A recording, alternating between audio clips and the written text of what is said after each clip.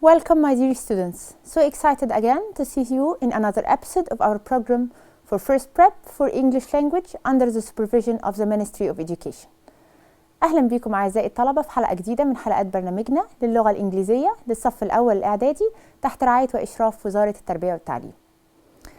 If you are following us, you will know that we have covered the first three units, Unit 7, Unit 8, and Unit 9. And in the last previous sessions, we have made a general revision about the three units. Okay? We have answered a lot of questions like the choose the correct answer, correct the mistake, complete the dialogue, and we wrote a lot of paragraphs together. Today we are going to start Unit 10. Welcome to my home.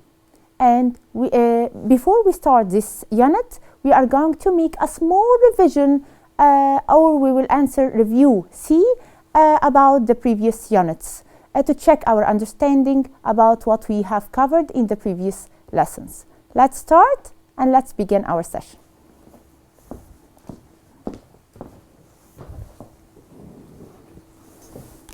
We will start our episode today with the first part of the review or the revision اللي هي review C, and we will answer some questions to check our understanding. The first part we have in today, we have the reading part. Read the emails. Did Amy and Darren both climb Sydney Harbour Bridge or not? طيب. Before we start reading, let's look at the frame of the two pages. What is the frame? It's A. Excellent. It's an electronic email. ده electronic email.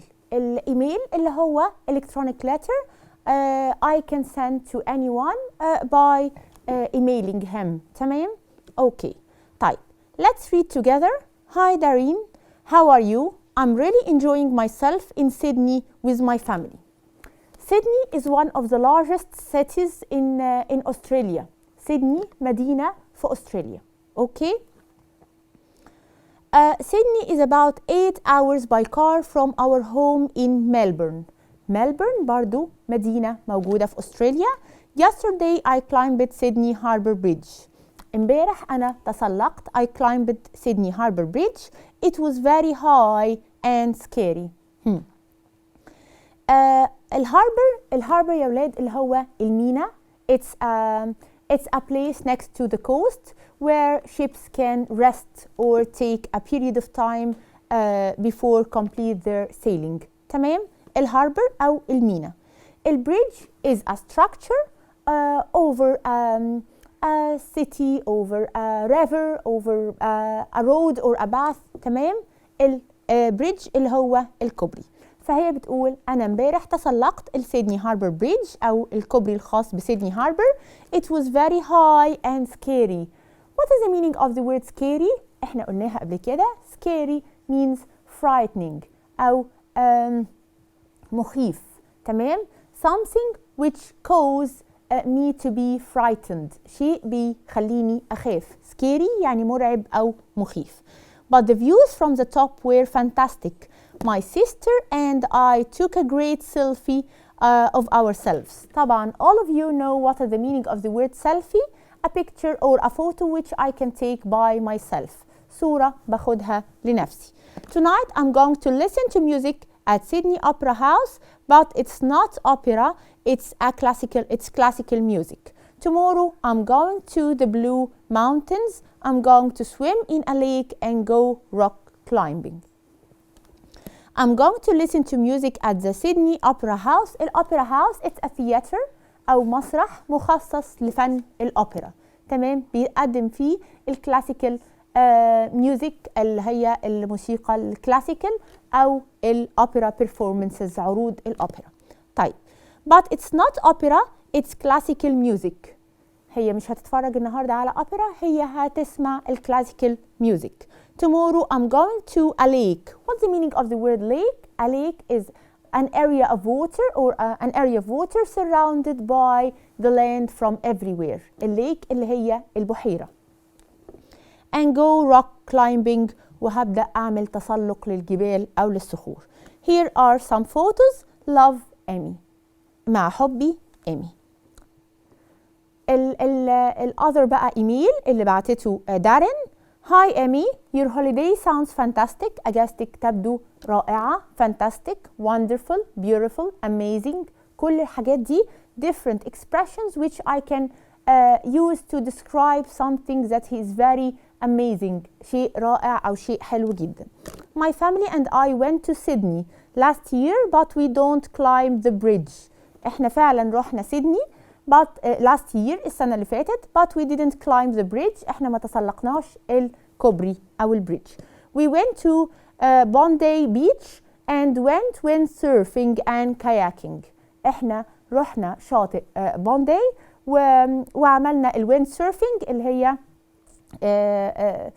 رياضة التزلج أو سوري الويند سيرفينج اللي هي ركوب الأمواج أو الكاياكينج اللي هي رياضة القوارب اللي هو to move in a stream or a river or water using a kayak أو using a small boat. I love water sports. أنا بحب الwater sports جدا اللي هي رياضات المية. I hope you enjoy your holiday. Send me an email when you are home. ومن فضلك ابعتي لي إيميل لما تكوني في البيت. Love, Darren. Okay. We now after reading the two emails, did Amy and Darren both climb Sydney Harbour Bridge? Do you think so? Of course not. احنا قلنا إن only Amy she was the one who climbed Sydney Harbour Bridge. لكن أمي قالت إن هي she visited Sydney last year but she couldn't climb the bridge. ما قدرتش تتسلق الكوبري. Answer the questions بقى. Let's answer some questions related to what we have read in the two emails. What did Amy do yesterday? أمي عملت إيه امبارح؟ She climbed Sydney Harbour Bridge. هي تسلقت الكوبري بتاع ميناء سيدني. What did Amy and her sister do at the top? هما عملوا إيه at the top؟ عملوا إيه؟ She took a selfie of themselves. هما أخذوا سيلفي لنفسهم. They took a selfie to themselves. What kind of music is Amy going to listen to tonight? ايه نوع الموسيقى اللي ايمي هتسمعها النهارده؟ احنا قلنا ان هي راحت الاوبرا هاوس وهتسمع but it's not she will not attend an opera performance. مش هتحضر عرض في الأوبرا دي. she will listen to a classical music in a concert. يعني نوع الموسيقى اللي هتسمعها الكلاسيكال music. she's going to listen to classical music. what did Darren do in Sydney? طيب احنا قلنا ان ايمي اوكي climbed Sydney Harbour Bridge. طيب دارين بقى عملت ايه؟ احنا قلنا دارين loves الووتر سبورتس. بتحب الووتر سبورتس جدا. عشان كده she did what? she went to Bondi Beach. راحت شاطئ بوندي and went windsurfing and kayaking. عملت windsurfing وكاياكينج. what does the word scary mean? احنا we have explained the meaning of the word scary. احنا قلنا in scary means terrifying أو مرعب. something caused me to be terrified. شيء بيرعبني. شيء مرعب أو مخيف. it means frightening أو terrifying. مرعب أو مخيف. طيب complete the table with these verbs from the text. احنا اتفقنا in the previous units احنا عملنا we have explained the past simple tense. We have explained the present simple and the present continuous, and also we have explained using future أو expressing future using be going to. يعني استخدمنا future والpast والpresent. طيب in this exercise we have some verbs from different tenses من tenses مختلفة we have to choose the appropriate tense for each verb. عندنا am, are, climbed, didn't climb, going to go, going to listen, going to swim, hope, is, love, was, went and were. طيب الverbs دي in different tenses أو أزمنة مختلفة. Let's بقى complete the table in front of us with these verbs from the text. Let's complete together. We have in this timetable أو in this schedule we have the past, the present and future. طيب أول حاجة past أول verb عندنا climbed. Climbed is a regular verb because we add ed to it in the past. Climbed. بعد كده didn't climb. Didn't climb برضو the verb climb but in the negative form in the past. في negative form مع past. Was aware.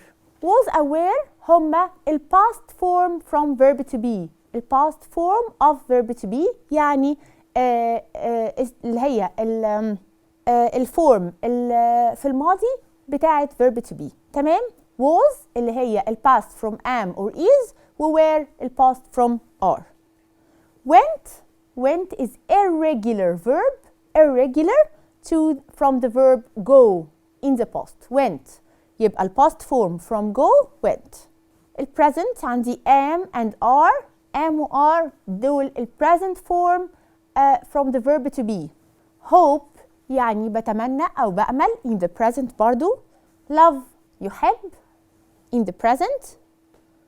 و is another form, another present form for verb to be with he or she or it. Let's go to the future بقى. going to go. going to go. احنا قلنا if I want to express an action or to talk about an action in the future I can use be going to. بستخدم be going to. going to listen يعني سوف يسمع. و going to swim يعني سوف يعوم أو يسبح. Okay? Got it? طيب. Let's look at this picture بقى. Here we have some girls talking to each other. بيتكلموا مع بعض and they're asking each other some questions. Speaking, ask and answer these questions. What are you doing now? What are you doing now? Here I'm asking you about الشيء اللي انت بتعمله now in the present time في الوقت الحالي. يبقى it's a question in the present continuous. يبقى I have to answer at the same tense. لازم أجاوب في نفس التنس. هيبقى I'm playing games on my tablet. أنا دلوقتي at the present time I'm playing games on my tablet. يعني أنا بلعب games على التابلت بتاعي. What did you do yesterday? What did you do yesterday? I have a time expression yesterday امبارح. يبقى I'm asking this question in the past. وعندي auxiliary verb did. يبقى I'm asking this question in the past simple. طيب يبقى I have to answer at the same tense. يبقى I studied all my lessons yesterday. حضرتك عملت ايه امبارح؟ أنا ذاكرت كل الدروس اللي كانت عندي. Okay؟ طيب let's بقى see the next question. What are you going to do tomorrow? What are you going to do tomorrow? ايه هي البلان بتاعت حضرتك؟ What's your decision? ايه قرارك في انك هتعمل ايه بكرة؟ يبقى in the future. يبقى I'm going to visit my grandpa tomorrow. أنا هزور جدي بكرة إن شاء الله. تمام؟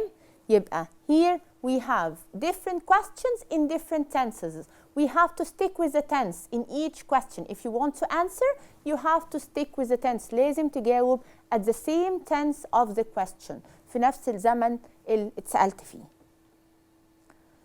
Read the answers and then write the questions. Here بقى we have the opposite. عندنا العكس. We have to read the answers and to guess what will be the questions for these answers. I have how long, how many, and when.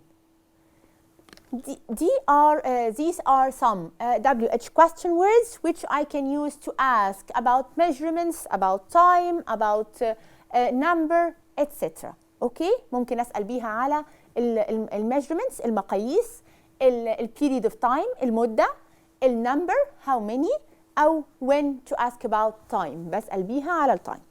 It's 1.149 meters long. meters long. يبقى أنا هنا بسأل على الطول. Okay? يبقى I have to use how long. How long is Sydney Harbour Bridge? قد إيه طول Sydney Harbour Bridge? It's 1.149 meters long. It took 8 years to build the bridge. It took 8 years to build the bridge. أخذ حوالي 8 years. يبقى هنا I'm asking about the period of time. المدة الزمنية. يبقى I have to ask with how long. How long did it take to build the bridge? أخذ وقت قد إيه عشان نبني البريدج. It opened in 1932. It opened هو اتفتح in 1932 يعني سنة 1932. يبقى I'm asking about of course التايم. When did it open? اتفتح امتى؟ امتى تم فتحه؟ When did it open? To ask about time.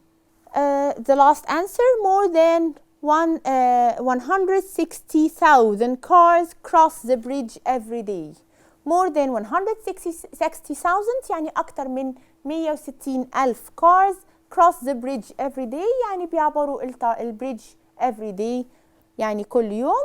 يبقى I'll ask with how many. I'm asking about the number of something. أنا بسأل على عدد. يبقى how many cars cross the bridge every day. تمام؟ Okay. Let's move to another question. Read and correct the mistakes in these sentences. Read and correct the mistakes. I like this magazine although it's funny. I like this magazine although it's funny. أنا بحب عجباني المجازين دي جدا although it's funny بالرغم من إنها it's funny. Contrast? Of course not. I like this magazine because لأنها I have to mention the cause. لازم أذكر السبب. I like this magazine because it's funny. بسبب إنها مضحكة. Went you to the theater yesterday? Went you? What is that? Can I ask a question with went? I have to ask with auxiliary because here I have a yes or no question. I have to start the question with the auxiliary. طيب here this question in the past I have to use الauxiliary did. Did you go to the theater yesterday? حضرتك رحت المسرح امبارح. The castle by the park is the most old building in the city. Is the most old. This is correct? No, of course. هنا the adjective old is a short form, is a short adjective. طيب if I want to use the superlative form of adjective, can I use the most old with the short adjective? Of course not. What should I do? Of course, I have to use the oldest. The oldest. The castle by the park is the oldest building in the city. هي أقدم مبنى في المدينة. The school is more far from my house than the grandpa's house. The school is more far.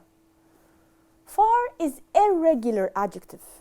If I want to use the comparative form from the adjective far, I have to say farther, farther, okay? The school is farther from my house than my grandpa's house. Okay? يعني المدرسة أبعد من بيتي عن من بيت جدي. I'm going to try windsurfing next weekend. I'm going tried? No, of course not. This is wrong. What should I do? I have to use to complete the expression I'm going to, and I have to use the base form after that. I'm going to try windsurfing next weekend. Next weekend. تمام؟